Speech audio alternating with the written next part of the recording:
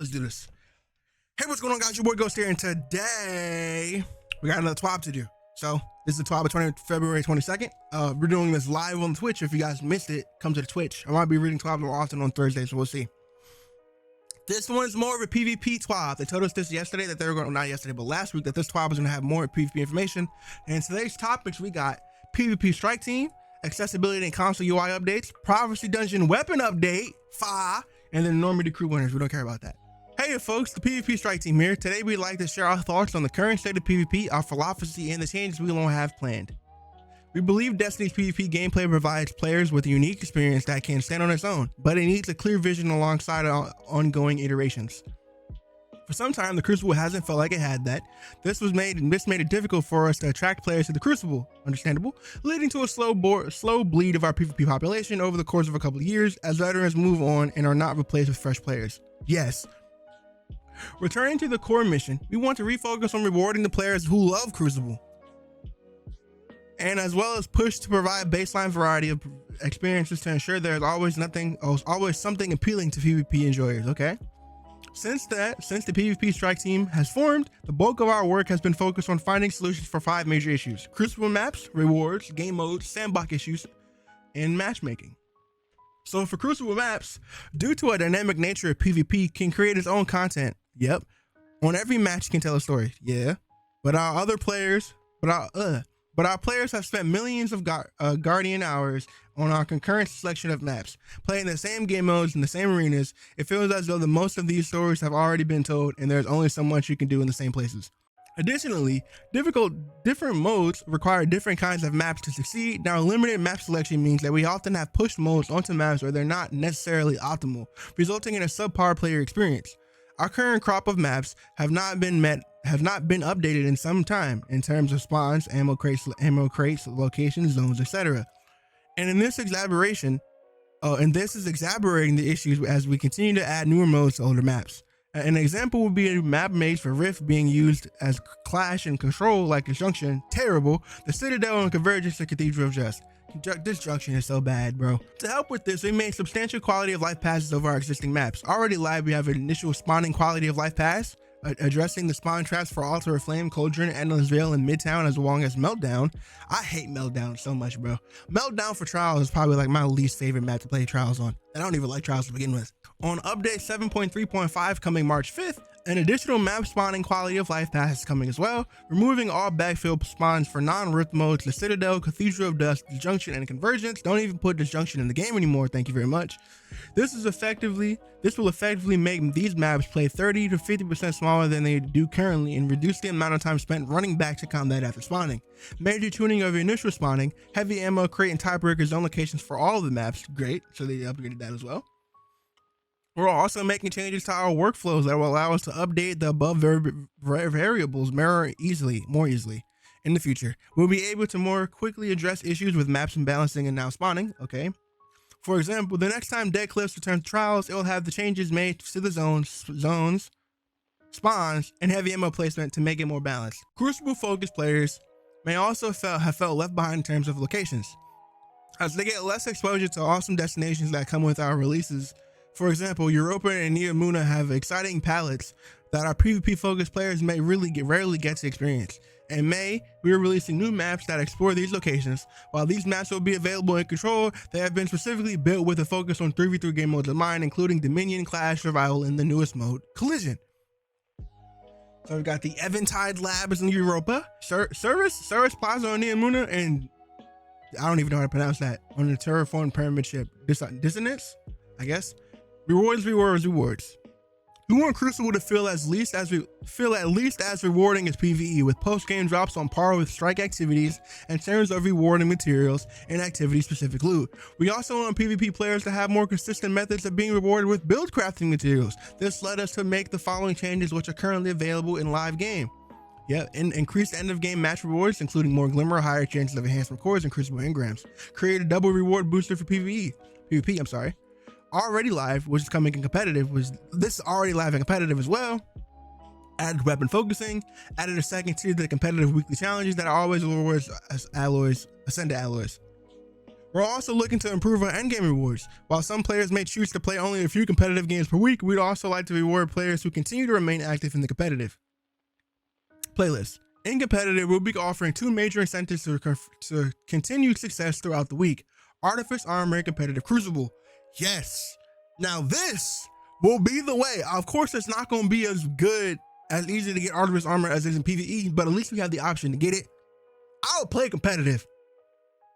I don't know about no master dungeon, but we'll see. I'll do master dungeons like Master Keitel and Master Grasp. It's not that bad, so. But we'll see. We'll see how many games it takes to get it. The first reward for the first time in Destiny PvP is the addition of Artifice Armor and competitive Crucible. This high stat armor will be obtainable as reward for a new 3rd tier in the competitive division weekly challenge. After completion of a weekly challenge, Artifice Armor will continue to have a chance to drop on further victories.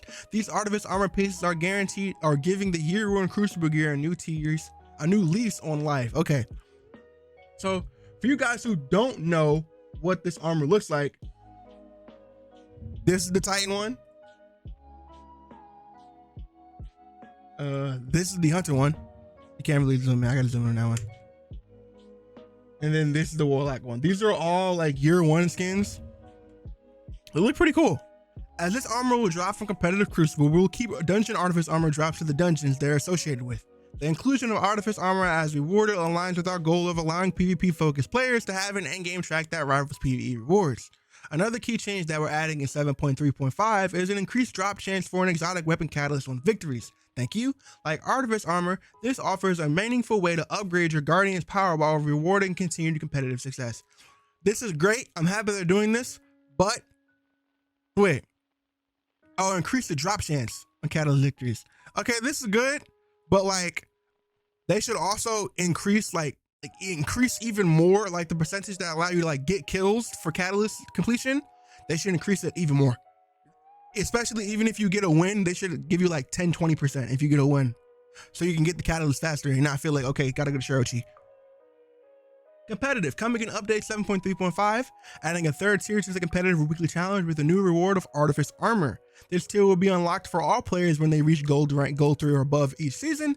This tier will require match victories instead of completions. Upon completion of the challenge, each victory thereafter will have a chance to drop Artifice Armor, and the drop rates will increase alongside your rank. Competitive matches will also have an increased chance to drop exotic weapon catalyst on victories. In trials, we want to strike a better chance between the effort versus reward equation for going flawless, while also increasing the reward option for players who cannot go flawless. I don't know about that. To that end, we recently added flawed card rewards. With update 7.3.5 on March 5th, we'll update the passage of Ferocity to add a new passage of Persistence. Okay, so we got an updated version of Passage of Ferocity and the new one for Passage of Persistence. Trials are already live. I added 50% chance to get Trials weapon on wins. With update 7.3.5, this update will exclusively drop the weekly weapon reward to be better allowed for targeted farming of specific weapons you want. Boys, I might be in Trials, and I know I say this a lot, but I want that grenade launcher, especially since grenade launcher is getting the buff. That Strand G, if I could somehow, some way get it adept to if I go flawless, freaking Envious Assassin, I'm sorry, and then Bait and Switch. Even though Bait and Switch got nerfed, both of those perks got nerfed. That's still one of the best GLs in the game, so might want that. We're making the following change to the Trials passage. The passage for Passage of Ferocity, if you have not been flawless for that week, losses after 3 wins will reset you back to 3 wins instead of failing your card or flawing your card. Okay. With the new Passage of Persistence, losses following a win will remove the win from your card. Consecutive losses do not remove additional wins. Getting to 7 wins grants you a drop of a weekly death weapon regardless how many losses you have taken. This passage works like a trailing backstop. Once you have had at least 1 win recorded on your passage, it will also remove the most recent win instead of flying it. Since the consecutive losses will not remove additional wins, winning 2 games in a row adds a permanent win to your card, and the win streaks longer than 2 add additional permanent wins. You can only go flawless in this passage if you do not have a win removed. Okay, once the win has been removed, you can no longer get flawless using this passage, but you can still own a roll of a weekly death weapon. We're also adding rewards for match completions by 3-person fire teams and trials. So this is to promote people to three stack and trials. Although you do not need to win to earn these rewards, they are participation gated, so simply jumping off the map or sitting AFK in spawn will disqualify you from getting them. Additional 50% chance to drop a non-adept trials weapon reward, okay? A 50% chance to get a trials engram and additional trials reputation. The goals of these changes are to encourage players to team up with friends, with losing being loss of a punishment. Players can have more fun and will be rewarded for doing so. I'm glad they have it set you can only go flawless on this passage. This is passage of persistence, by the way. You can only go flawless on this passage. You have not had a win removed. Once the win has been removed, you can no longer go get a flawless using this passage, but you can still earn a roll of the weekly weapon. So, okay, I guess you don't get the prestige of going into the lighthouse, but the main reason people want to go to the lighthouse is for the adept weapon that week. And I'm glad they're adding this to the ability to enhance and incentivize people running 3 stacks again, because for a while now, running 3 stacks in trials, from what I've heard, my friends Drained and the rest of us that play trials, not including me, so it's not us, but the rest of them that play trials consistently say that running a 3 stack in trials these days is terrible. Like, don't do it. People say like the best thing you want to do is 2, which is crazy to me.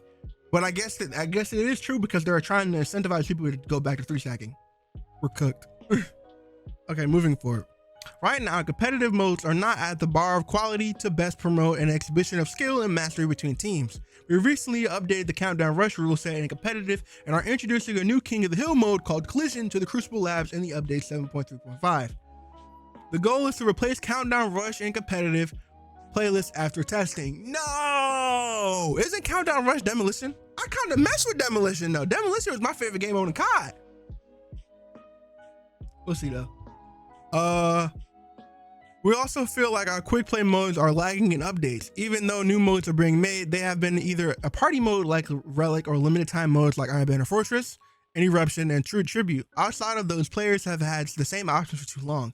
We want to make a new core PvP mode, more core modes available to standardize playlists and private matches. We also want to experiment with interesting twists on Destiny 2's PvP that will still retain the core feeling of our gameplay without being limited time events. Okay, so we already have this, Clash, blah, we have this, skipping through this, taking too long. At update 7.3.5, 3v3 Clash will be moving into the 3v3 quick play rotator and will be making these updates to the rules. Heavy ammo will no longer be shared, respawn timer increased from 5 to 7 seconds, match timer increased to 10 minutes, but the score remains 40, okay? A new 3v3 King of the Hill game mode called Collision will enter the Crucible Labs. A single larger zone will rotate between 5 points around the map on a timer. Capturing and controlling it will earn you points. So they put hardpoint in. We got hardpoint in Destiny now. We'll take it. Destiny, everyone knows Destiny needs more freaking objective modes because everyone just tries to slay out. This mode will also test an alternative special ammo crate system. Oh man. Oh man. Oh no. I'll get to that later. The special ammo crate system will feature 4 shareable special ammo crates that spawn simultaneously at the beginning of the game or round, then on a timer afterwards. Each control zone A, B, C will have an associated special ammo crate, and then the 4th crate will be in a neutral location. Players who currently have special ammo drop special ammo breaks on death. Okay, before I keep reading, I want to talk about this. For you guys who didn't play Destiny 1, we had this already. In D1, there was a time during, I believe, like all of PvP when nobody had special. So people were playing either with No Land Beyond, Icebreaker, or Sidearms. Those are the 3 things we had. Sidearms, because Sidearms had a perk that it always spawned with ammo no matter what. And all of it, for you guys who don't know, if I'm remembering correctly, Sidearms were special weapons back then. So you used to be able to spawn in with a sidearm and then swap to a special weapon. Then they patched that, and now we had like freaking special ammo crates like we're about to get in this game mode. My surprise is the fact that they're testing this now after they just pushed the new special ammo bar that's supposed to be coming out this update as well. It is our goal to polish and refine both new special ammo acquisition systems, ammo meter, and ammo crates. Okay. They can be utilized along with the respawn ammo system, and we can pick the ammo acquisition system that works best for each mode. Okay. Iron Banner Tribute has undergone multiple changes, including simplifying objectives and scoring, including changing the trigger for hunt from the depositing max crest to a team. Huh?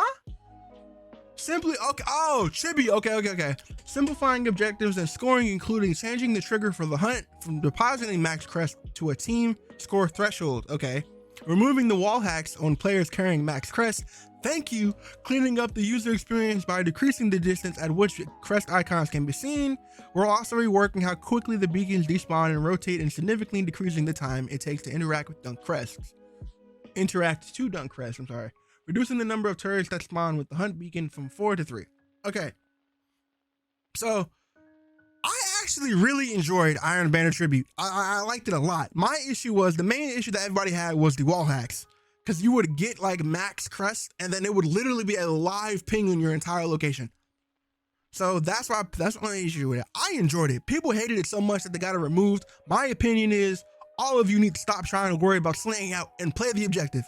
Because all y'all do is play in any game mode that's not, I can't just kill to win the game. It's stupid. Play the objective, please. Moving forward. Update 7.3.6. Checkmate will be back. Crucible Labs turning into form close to the original iteration. Yeah, no starting special ammo. 30% penalty to ability cooldowns. Got it. Okay. Oh, final shape. Private matches will have more options for players to set up per mode. Modifiers such as Mayhem or Scorch will be an option for any game mode.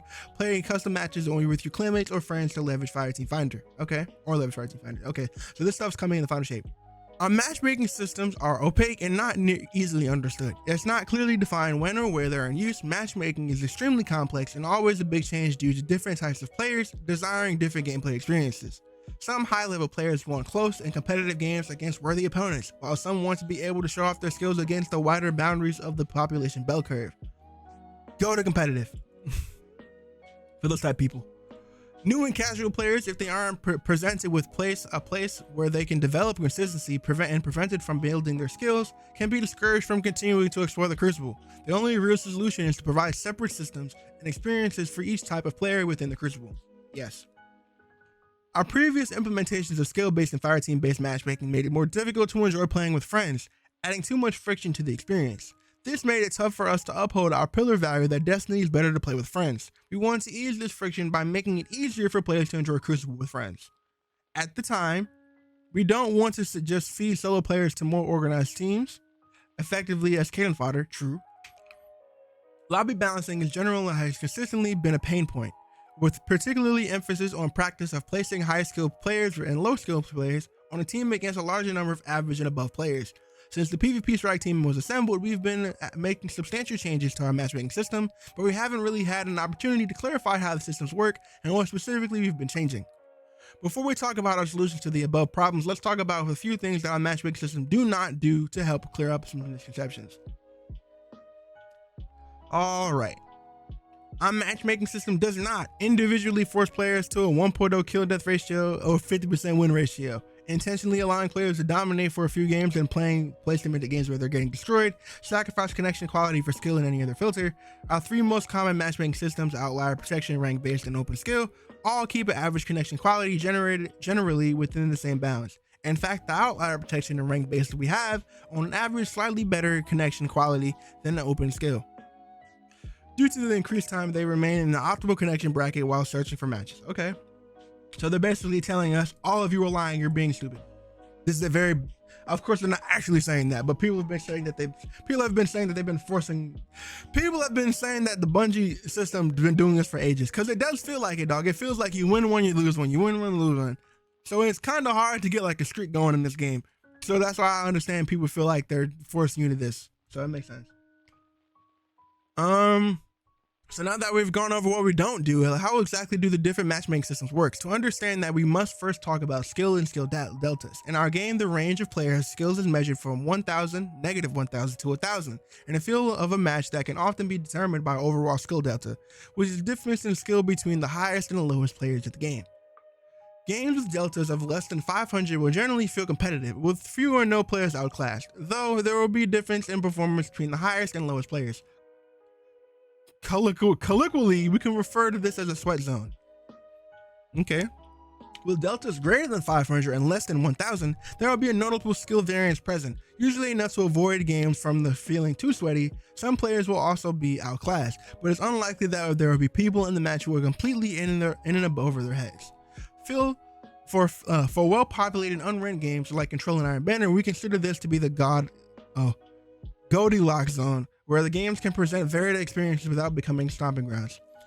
Okay, in a delta larger than 1000, this is where you will likely be one or more players who get few or no kills the entire game while contributing double-digit deaths. We refer this as the stop zone. These experiences result in the largest negative sentiment spikes we see in our games and heavy drivers for player departures. With that information in mind, let's talk about the specific matchmaking strategies. Goodness gracious, bro. Good lord. This is longer than the first one. Ranked-based matchmaking. Using the competitive playlist, rank-based matchmaking based on the skill can only emplacement matches before you have been ranked. Once you've been ranked, your current rank is converted into a value you can use in place of skill and range of -1000 to 1000, and you are matched with best based on that. For example, if you're in Gold 2, it tries to find you other Gold 2 players. If it cannot, it would expand to look within the neighboring minor ranks, as well in case of Gold 3 and Gold 1. Okay.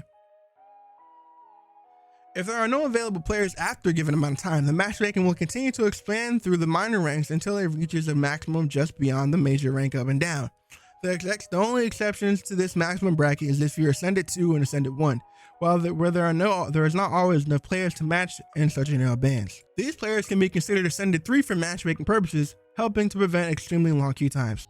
Following placements, you'll never be matched based solely on skill. The only time the skill will come into matchmaking at all is part of our matchmaking quality standards to combat smurfing. Okay. This affects a small number of players whose skill is dramatically higher than their ranks, and in these cases, it will blend the rank of skill to these players and match them between the two values. Okay, so this is like a way to prevent smurfing. This prevents players from being able to throw placement matches in D rank or D rank to match against much less skilled players, ensuring that we don't have extreme skill outliers in lobbies. In our most recent pool of rank-based matchmaking stats, here are the numbers. 67% of rank-based matches started with converted rank deltas less than 300 and with players within 3 minor ranks. Okay, some Gold 3 to Gold 1.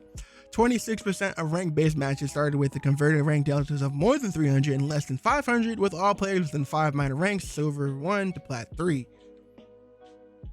4% of rank-based matches started with converted rank deltas of more than 500 and less than 600. Players with about two major ranks at standard maximum allowed rank brackets. Okay. Most of these matches occur in low population regions off or during off-peak hours. 3% of these rank-based matches started with converted rank-based deltas of greater than 600. These matches should only occur when a lower ranked player is in a fire team with a higher ranked player, or when the highly skilled player is playing with a much lower ranked player. Open skill matchmaking, also known as CBMM. This type of matchmaking is used in our quick play playlist, Crucible Maps, and Rumble, and the Trials Challenger pool. It's designed to find you a game as quickly as possible, with only limitation being connection quality. This skill bracket starts to fully expand to the widest possible values. If there are not enough players to fill the match, it will wait a while and then slowly expand the connection qualifiers. Here are the numbers for our most recent pool of open matchmaking stats. 2% of open skill matchmaking stats with skill deltas have less than 500. 52% of open skill matches started with skill deltas of more than 500 and less than 1000. 46% of skill matches started with skill deltas of more than 1000. Okay. So, sweat. Actually, no, because they said 1000 was the low zone. 52% of these matches are sweat fests, if I'm remembering correctly. We see the questions a lot. Why can't all non-competitive playlists just have open skill? Having all of them previously run matchmaking with no skill restrictions made the PvP experience worse for our newer and more casual players, to the extent that when we added some form of skill-based matchmaking to our Control and our Banner playlist, we saw a significant increase of playtime and retention for those players, or for those groups of players. Keeping our new and casual players engaged with our Crucible ecosystem is critical for the population to avoid stagnation or deflation, and for it to stay healthy for players of all skill levels and long term. The main issue with skill-based matchmaking is not that, because we all know that's why COD and all these like FPS shooters with multiplayer have skill-based matchmaking, is because 9 times out of 10, the people that have been playing these games for ages, so people have been playing COD since Black Ops 2, Halo since Halo 1, freaking, I don't know, Fortnite since the game came out. They added these stuff because now there's so many more people that are in the gaming space Not all of them have been playing as long as us, and especially not all of them are as good as us. So since they take up the majority of the player base now, they have to cater to them because these companies need to make money. But the problem that we have as the consecutive FPS players is we get put in these matches against these people that are always just as good as us. And yeah, every once in a while I like to get a little bit close and play some games and compete. Sometimes I'm just trying to try an off-meta build with my double shotgun build with a grenade launcher as my heavy, or a sidearm build, something that's off-meta. And if you're using an off-meta build in these sweat festival lobbies, you're gonna get destroyed. So that's the issue. Skill-based matchmaking is great for those players who aren't that good. It just sucks sometimes for players that are above average, if not average.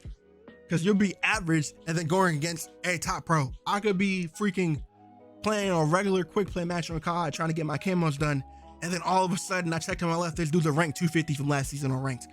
This was our first attempt at a loose skill-based matchmaking system for more casual play. It's been deprecated, but we will still discuss how it works for comparison purposes. It works much the same way as our rank-based matchmaking for competitive, but with raw skill values in place for a converted rank and wider initial brackets that could expand the maximum limits instead of being kept within boundaries. The initial bracket was 4 times as wide as the rank-based one, so if we use ranks as an example, it could be like a gold 1 player looking for other players for a maximum of gold 3 to platinum 3. If there were not enough people to make the game, the bracket would gradually expand to all the way out of the maximum edges of the skill curve. Here are some sample tests. Okay, some sample stats from season 22. 51% of matchmaking started with skill deltas less than 500. 45% of match skill deltas between 500 and less than 1,000. 4% of matches started with skill deltas of more than 1,000. Oh, excuse me. Although this matchmaking did a good job for matching players together based on skill, it had outsized negative effects on the higher skilled players and the players that they team up with. They experienced increased queue times in matches that felt more akin to ranked playlists that control an Iron Banner. Outlier protection. Used in our unranked playlist, the Iron Banner and Control since the beginning of season 23. Outlier protection takes a different approach to matchmaking. Instead of trying to match you with people who are very near your skill or at your skill level, so we simply consider anyone who was more than 1,000 skill from someone else in the match to be an outlier. Our core goal is to try to originally prevent these outliers by keeping the skill deltas in our match below 1,000 when possible, or as close to 1,000 as we can.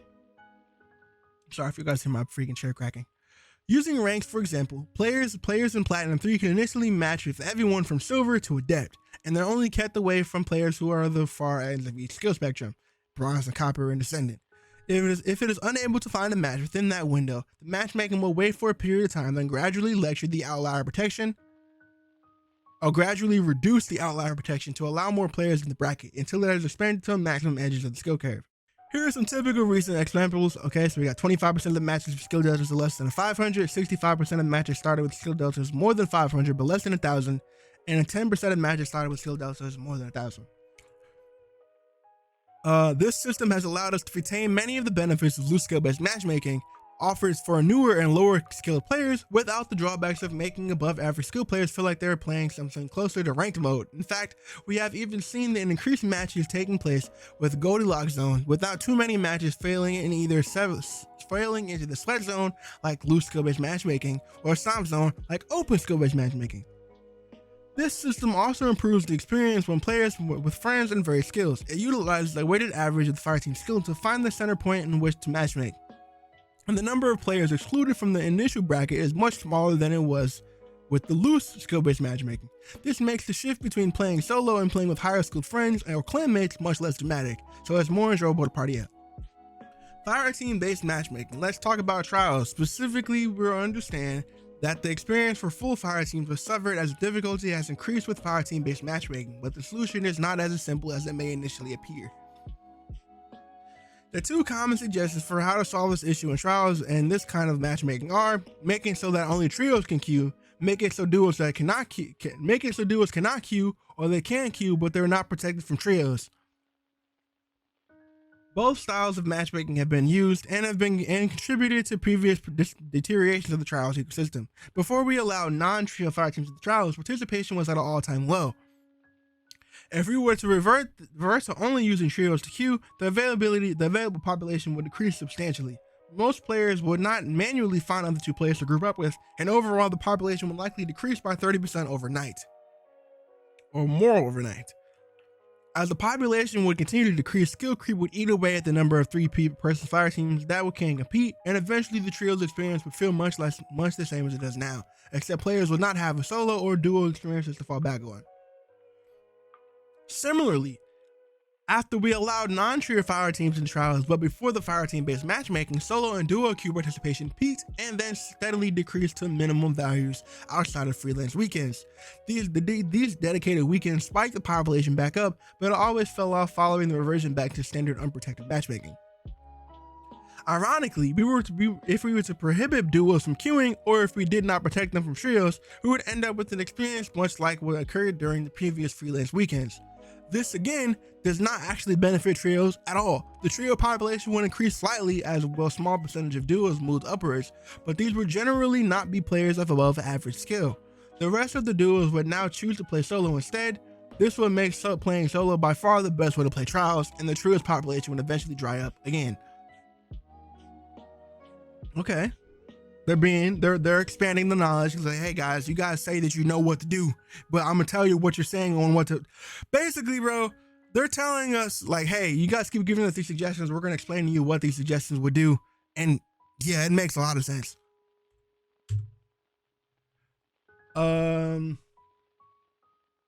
With the current iteration, trios still have the highest flawless percentage of any fire team configuration, and duos exist for people who want to play with a single friend but cannot or do not wish to play as a trio. If we make duos no longer an option, the best experience for most players would more likely become playing alone, which is the worst solution. Instead of altering matchmaking, we need to focus on making the trio experience more enjoyable and encourage players to participate by rewarding them. As mentioned above previously in the rewards, to recap, we're setting things off. Okay, so they're just recapping what we said above. So they want to promote people to play in trios, which is good, because that's how trials are supposed to be played. But the problem is, like they said, people don't want to do that. So reward them. Literally just repeated the entire thing. Lobby balancing. We understand that lobby balancing is currently a pain point. Some complaints about matchmaking can be more accurately attributed to lobby balancing, as it can make games feel unfair for one or both teams when players are temporarily or improperly sorted. Because of lobby balancing can have such an outsized effect on how games feel, it is very important to us that we make sure we get it right before we fully move on to a new system. The original lobby balancer simply tried to make an average overall skill of both teams as close as possible. And while it might not seem like it did, these or several changes could cause the lobby balance to deteriorate to even lower quality. As such, we are still testing and gathering data, but we'll share some details with you as soon as possible. So on update 7.3.5, we'll be updating our playlist tooltips to correctly display the matchmaking styles used for each mode, and we have several changes planned to the ongoing experimentations with snake draft lobby balancing aimed at improving how it handles fire teams. As you can see, we have a lot of changes coming to PvP over the coming months, including a few changes planned for the final shape and beyond. We have more details about those updates as we get closer to their release. As always, I appreciate the feedback we receive, and we'll continue to monitor the discussion about these changes as we iterate and reach our goals. Updates reach our goals, okay?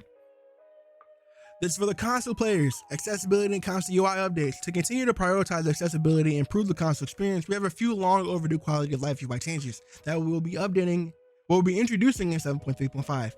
Added a reticle location setting to the console, so center or below the center. Okay, so you can change where your reticle is going to be. Players can change the location of the reticle regardless of their platform in the gameplay settings menu. When a PC player changes their reticle location setting, it does not change the reticle location setting on the console and vice versa. Got it. Added controller dead zone settings. With the ability to adjust dead zone values, players can dial in movement settings that feel just right for their playstyle for more enjoyable play sessions. Players can change their radial, axial, and controller dead zone values from the controller settings menu. Players can now increase the opacity of radar background to allow it to be more contrast between the radar elements and just the content behind it. Okay, so you can make it more opaque. Now this is the meat and potatoes. If that whole part was the steak, this is the potatoes. If the PvP section was steak, this is the potatoes. Prophecy Dungeon weapon update. Okay.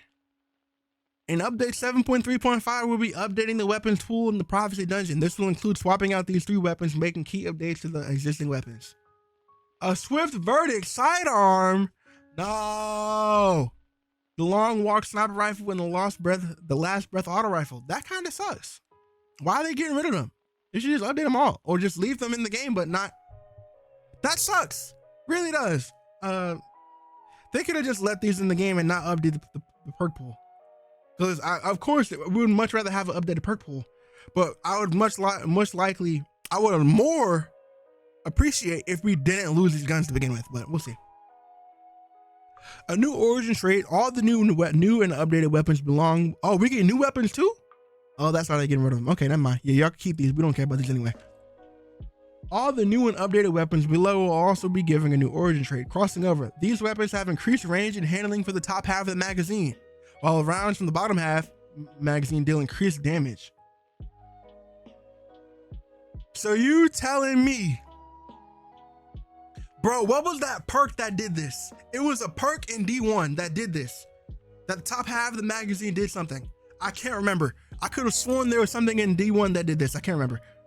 Anyway, this seems like an amazing trait. So we'll see. It's probably gonna be like maybe a 5% damage increase. We'll see.